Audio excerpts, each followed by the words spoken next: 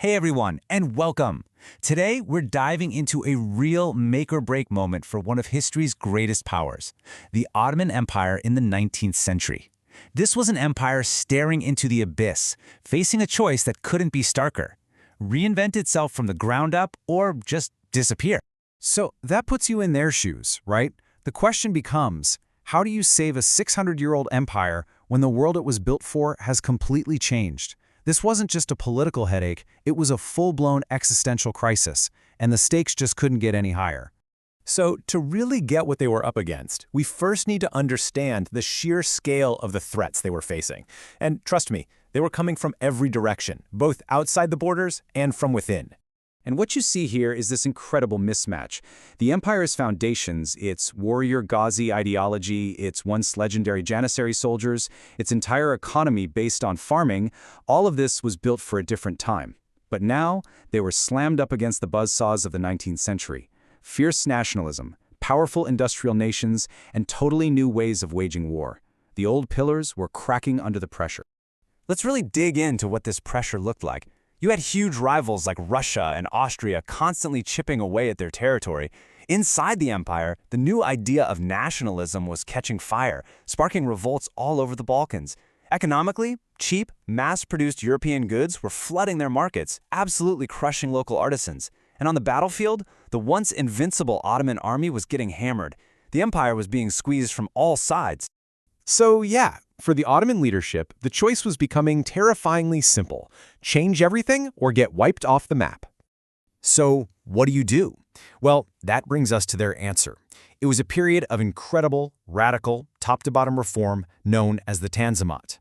This was the empire's great gamble, its all-or-nothing bet to reinvent itself for the modern world.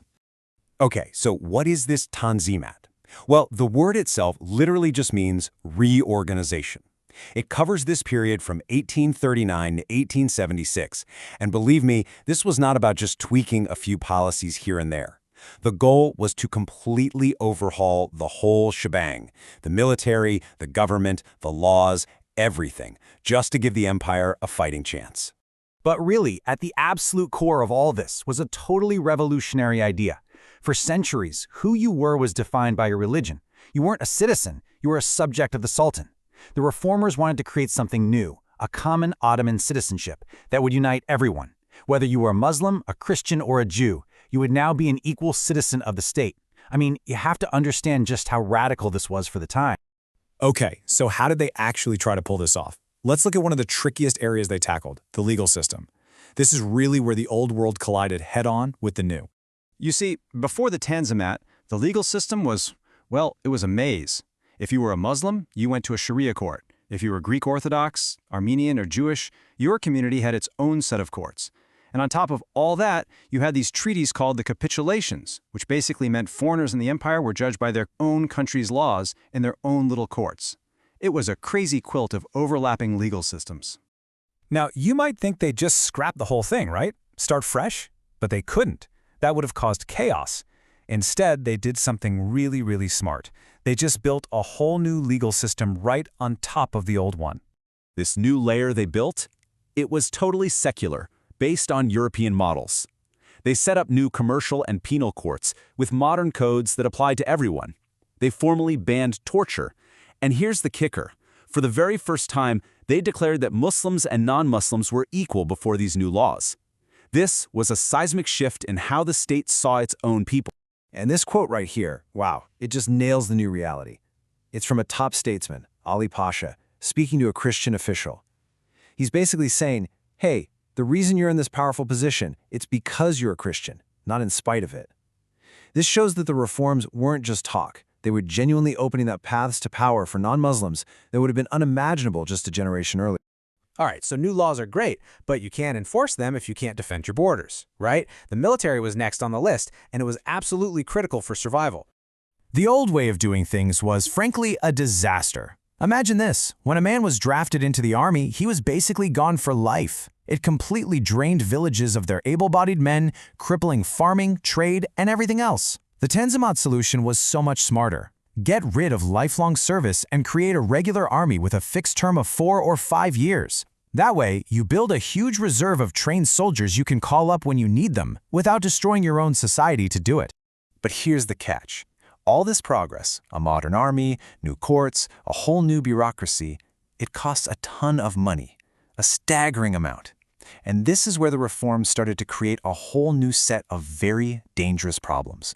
Let's walk through how this happened. For years, the empire was already buying more and more from Europe. The Sultan Abdülmecit, he really resisted borrowing money from foreign banks. He wanted to avoid that trap. But then, the Crimean War happened. The cost of that war just shattered their finances, and they were left with no choice. On August 24, 1854, they took their first big foreign loan. And we're not talking about a small loan here. We're talking 3 million British pounds, borrowed from British and French banks. It was a massive sum, and it was the first step on a very slippery slope toward financial dependency on the same European powers they were trying to fend off. And what made this whole situation even worse was something called the capitulations trap. These old treaties basically forced the Ottomans to play a rigged game. They had to keep their taxes on European imports super low, so foreign goods could flood in. But at the same time, European countries could slap huge taxes on Ottoman goods, making them too expensive to sell. It was a one-way street for trade that was just sucking money out of the empire, making it almost impossible to pay back those growing debts. So, you zoom out. After all this chaos, all this change, this massive effort, what's the final verdict? Was it all worth it? Well, that's where it gets really interesting, because there is no easy answer. It's a legacy that people still argue about fiercely today. If you're trying to keep score, it's messy. On one hand, you could say it was a failure, right? I mean, the empire did eventually break apart. But hold on, it was also a huge success. It totally transformed Ottoman government and society, and the new schools, laws, and ministries they built became the foundation for the modern countries that came later, especially the Republic of Turkey. But that success was bought at the price of becoming deeply dependent on Europe. And all of this really boils down to one huge central question. How do you completely reinvent a vast, multi-ethnic, faith-based empire for the modern world without it losing the very thing that holds it all together? Was it a project that was just doomed from the start? That was the great gamble of the Ottoman Empire. It's a fascinating, complex problem, and it's one that historians are still wrestling with today. Thanks so much for joining me.